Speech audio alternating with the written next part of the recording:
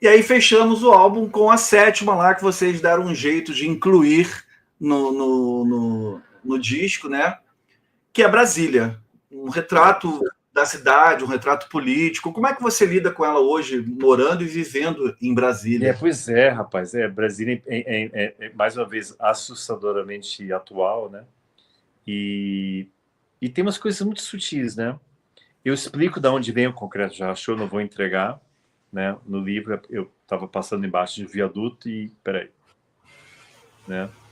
E até esse vídeo que entrou no ar hoje, de eu narrando o texto do livro, no próximo mês eu vou narrar um trecho do livro em frente ao O rachado, viaduto né? Que ao inspirou rachado. tudo, né? Legal. E é muito sutil, né? Mostra aquela dualidade de Brasília, né?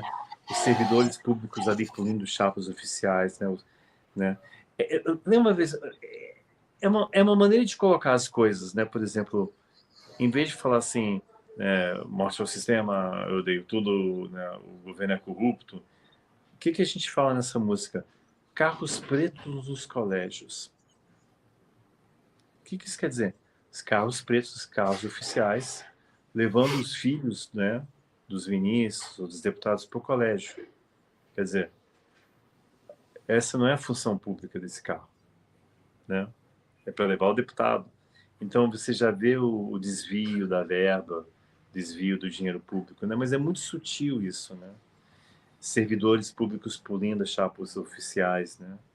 Você vê, né, no totem, né? Quem é que está mandando e quem é que está, sabe? Então, mas é muito incisiva a música, sabe? E é um dos momentos mais fortes do show. Inclusive, a gente sempre abriu o show com ela, mas agora a gente está tocando ela no bis. No bis. E, mas é a música que eu adoro tocar, assim. E a gente está usando, como a gente está usando telão agora atrás, tudo sincronizado. E nesse momento tem animações, na época, geográficas de Brasília, mas é feito na mão. Então, quando tipo, você vê a asa, né, a asa sul, asa norte, o eixo central, né? Aí quando ele, né, você vê a perspectiva, aquilo era feito na mão, não tinha computador, então era muito legal, Que cheio de demais. imagens assim. E a gente tem um caso de amor muito sério com o Brasil, mas é meio amor e ódio, né? Porque a gente morava aqui, a gente se inspirou aqui, Brasília é coadjuvante dessas bandas todas, mas também, pô, sabe, assim, eu quero soar esse nome, morei em Nova York 6 anos, né? Eu não consigo comer uma comida indiana decente, poxa, né? Você não encontra essas coisas aqui, então.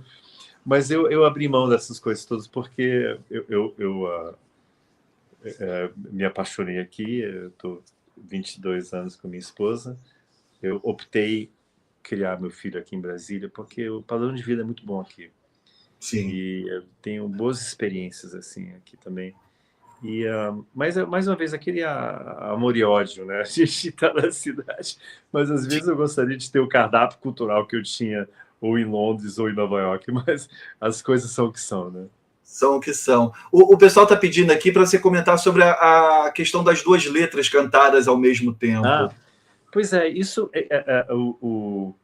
essa coisa do timbre, né, das vozes duplas, assim, meio que apareceu por acaso.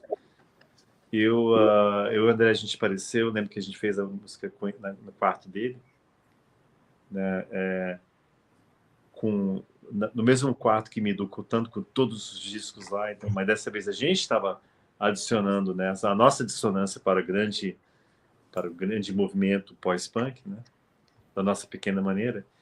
Mas aí o Jander apareceu com alguma coisa, né? Mas era mais monocromática, sabe? Brasília tem luz, Brasília tem casa. E o Ameba na época, né? Jander, o Ameba, como se preferir, é uma das grandes vozes do rock brasileiro na época.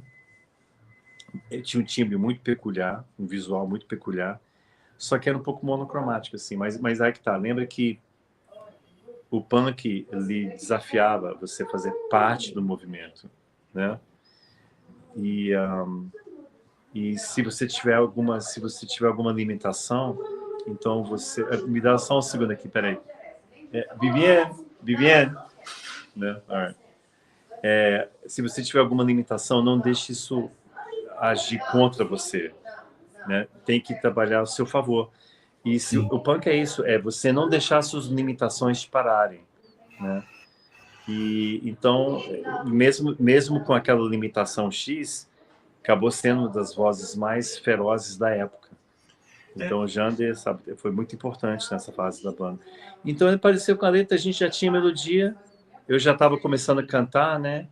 Então ficou a letra monocromática com a melodia, aí virou essa grande cacofonia que a gente conhece como Plebe Rude, né?